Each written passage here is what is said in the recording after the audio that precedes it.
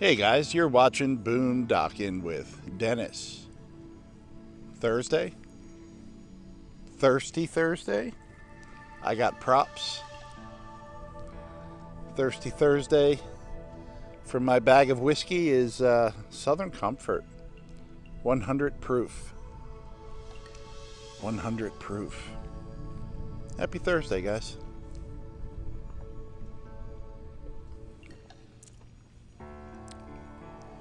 Ooh. That's pleasant. There's dolphins out in the water. Maybe they'll come this way. I don't know if I've ever had a shot of Southern Comfort. I might have had a shot of Southern Comfort with lime in it. Is that a thing? But I always enjoyed Southern Comfort and Coke. Probably had a lime in that too if we were at a fancy bar. Yeah, Southern Comfort. We got a brand name in my bag of whiskey. If this is your first time tuning in, I was given a bag of mini bottles.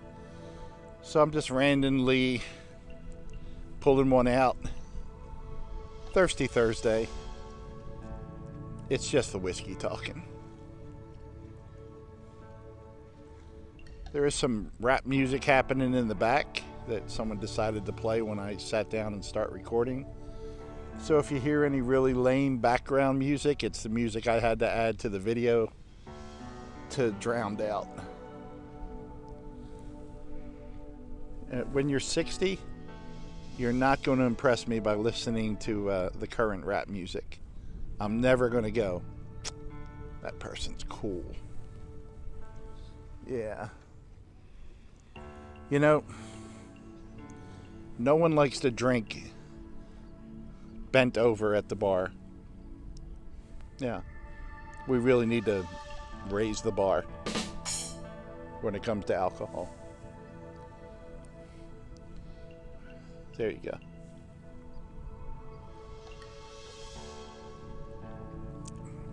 Ooh, the second one's much smoother. I can hear the dolphins exhaling. Do you guys hear it?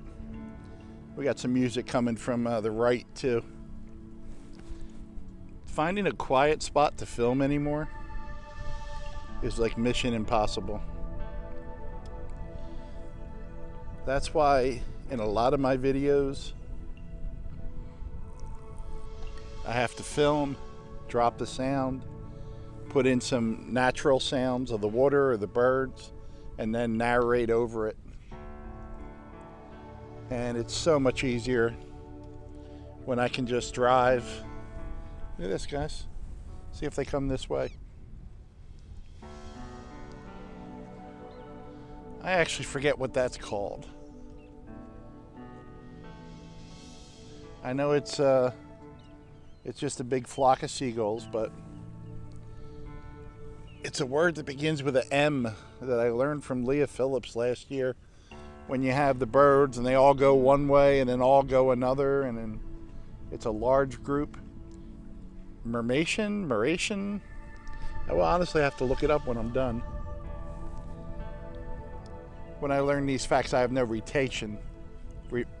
Retention? It's retention.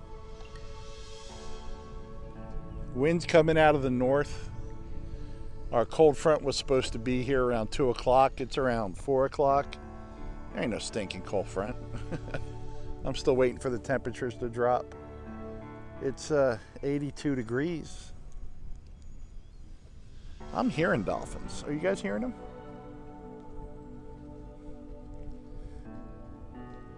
When they come up to exhale, you can hear them. They're always messing with me. I need to find out what dolphins like to drink.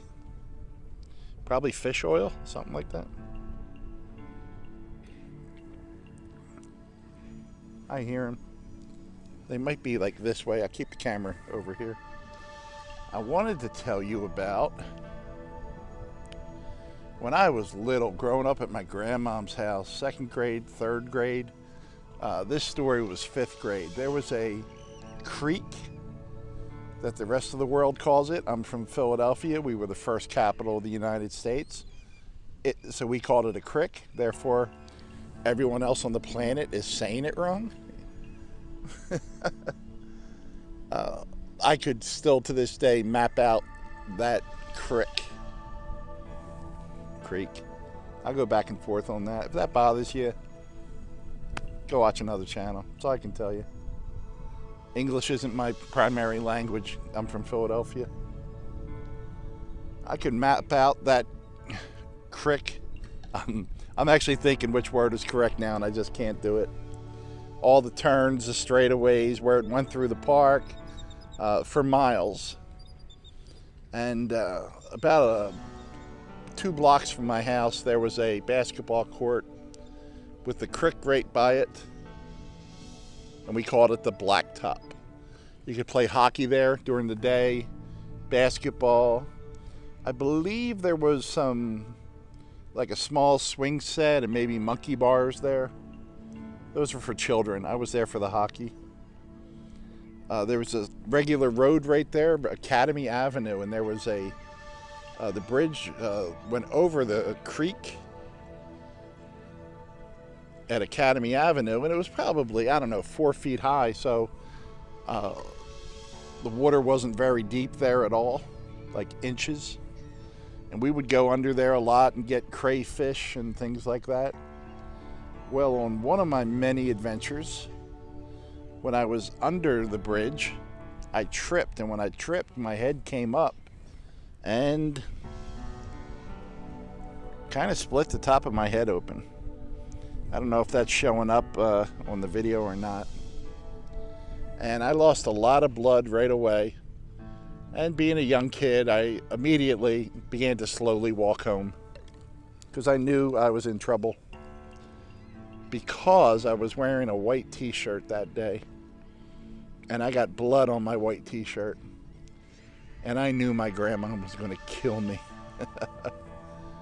About halfway home, someone had a hose and we rinsed my hat off, and yes, I was informed that I had a nice big gash in my head. And I went home, and I know it was a Wednesday night because my grandmother was getting ready for church. Love you, Nana. She was in the bathroom with the door open, I think putting on her earrings or something like that. And I walked to the bathroom, and my white shirt in the front was just red. And my grandmother calmly looked over at me and said, "Go put on a clean shirt." So I thought for a while she was taking me to church with her, but she quickly let me know that we were going to the emergency room. And I don't remember the ride to the emergency room. I remember waking up in a bed that I would later learn was 3 days later. And there was a window in the door, and I remember looking through that window and seeing my dad. He had driven down from Maine. So then I knew how serious my injury was, and that I was probably in trouble because my dad had to come down from Maine. There's a boat coming by. Let's drink to the boat. Give him a wave. He's on the phone too. Here's to all the boaters like this gentleman who obey the no-wake law. Mazel tov. If anyone's out and about, if you could drop me off another bag of whiskey, that would be awesome. Ooh, I can smell the gas or the diesel off that thing. And I was in the hospital for a few days. Apparently I lost a lot of blood, and I don't recall how many stitches I got, but it was several. And I remember after I was there a few days, they put me in a bathtub, and I guess that's the first time they got a chance to rinse my hair. And I had pretty long hair. This was either 5th or 6th grade. It was the 70s. You wore bad shirts and had kind of long hair. And I just remember they had the handheld nozzle, and it just seeing all the blood in the tub. And then they decided I remember some of it was just so caked with blood. They kind of cut a patch around where it was shaved. Yeah. Some of my hair was so matted they had to cut it. They had already shaved around the wound. And in my, I forget if it was 5th or 6th grade photo that year, I had long hair with chunks missing and a big shave spot right here you can see. That was my class picture. And I think that was Mrs. That might have been Mrs. Smucker, so it even could have been 2nd or 3rd grade. Yeah, I'm kind of iffy on that today, and I'll probably remember it clear tomorrow.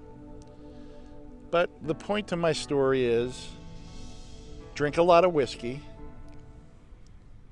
Don't hit your head on the bottom of a bridge. And always carry a coffee chaser. Thanks for watching, everyone. That's not bad. Can we edit the mistake I made in the joke? No? Can't edit it. Okay.